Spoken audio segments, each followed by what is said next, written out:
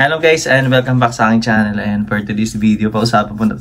Recently kasi guys, yung mga nakarang araw may nangyari dito sa company, so hindi naman ligin sa kaalaman ng lahat.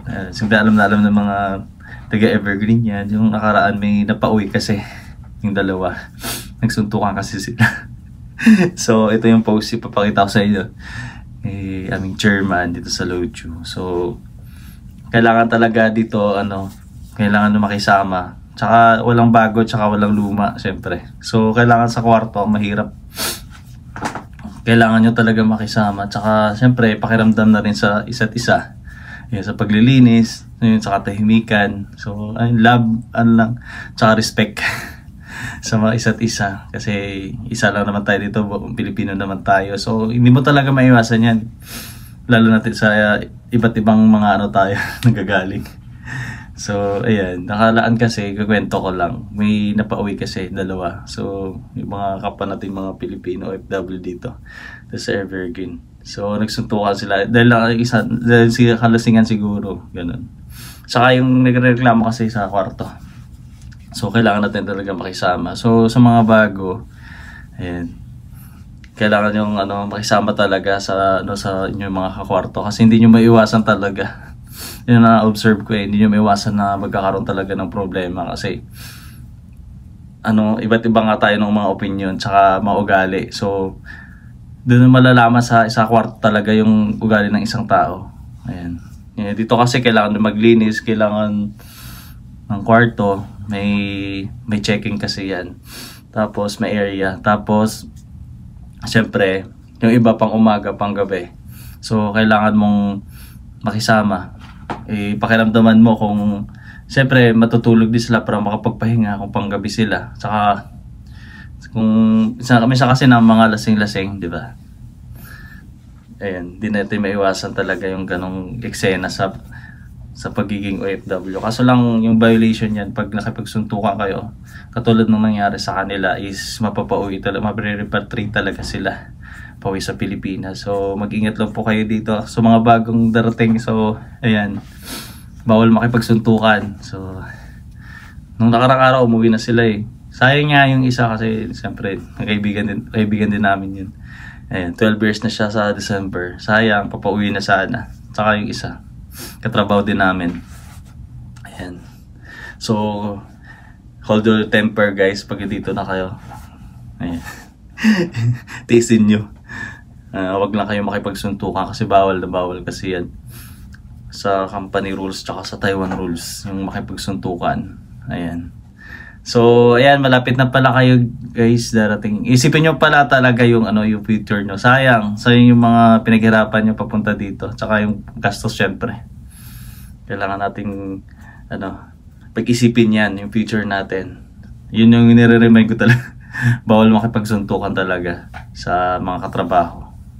Tiisin nyo yung tawag na ito, pag-isipan nyo mga gagawin nyo kasi in the future kayo rin yung magsasuffer niyan. Sayang makapag-ipon kayo. So ayan guys, mga bago pa lang darating sa November 2, marami kayo. Shoutout pa sa mga taga-workforce. Ayan, nanonood daw sila ng vlog ko Ayan, shoutout sa inyo mga sir. Ayan, malapit na pala kayo darating sa November 2. May ticket na kayo yata. Tsaka sa mga taga-Skyborn. So ayan. Welcome to the family Evergreen. So ayan, pagpakabait kayo, huwag kayo makapagsuto.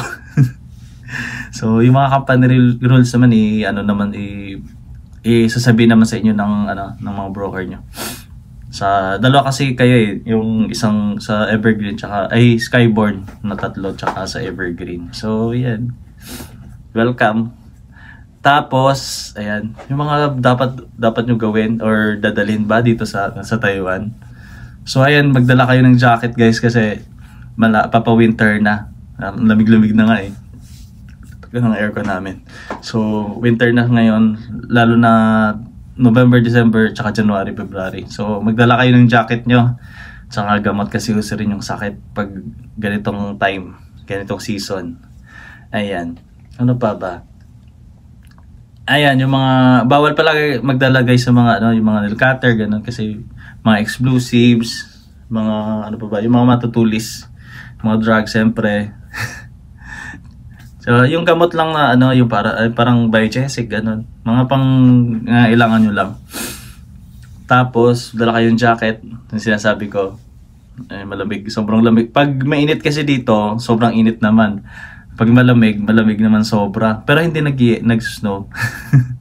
So, meron lang sa sa part ng Taiwan na nag-snow kung winter. So, ayan. Hindi ako nga kasi ngayon nakapag-vlog ako. Pang-update. So, sa November 2. Shoutout guys sa inyo guys sa mga bago nating mga kapamilya dito. Ayan, magpakabait kayo please. Saka magsipag kayo.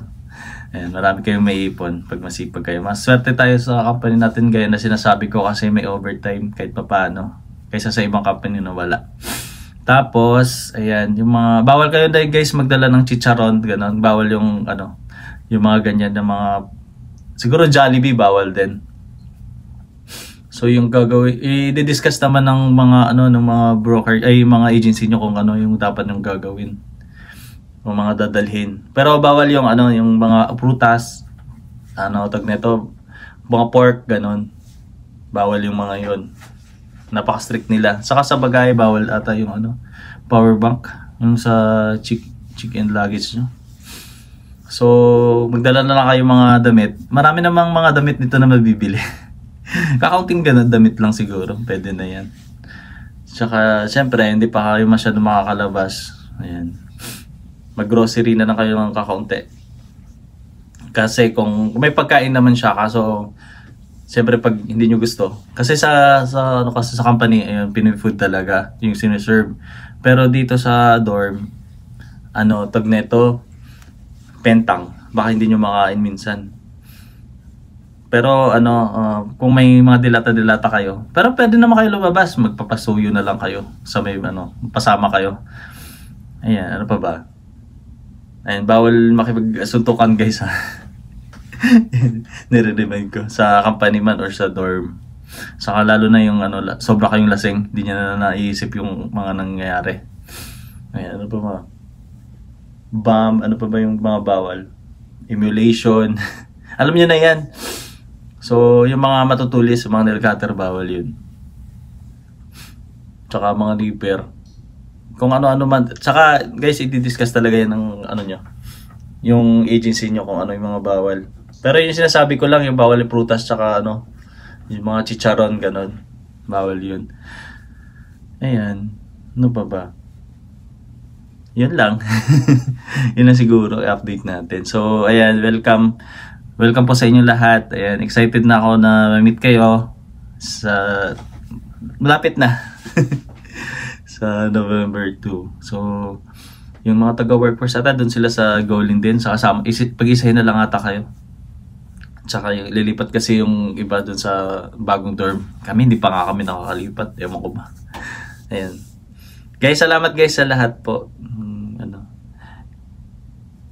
Mga nanonood. So, ingat kayo. Tsaka see you soon. Pasalubong, charot. Wag. Ano tag nito? So, ayun, nyo lang ako, approach nyo lang ako dito na kayo. Bye-bye po. Ingat kayo. See you soon.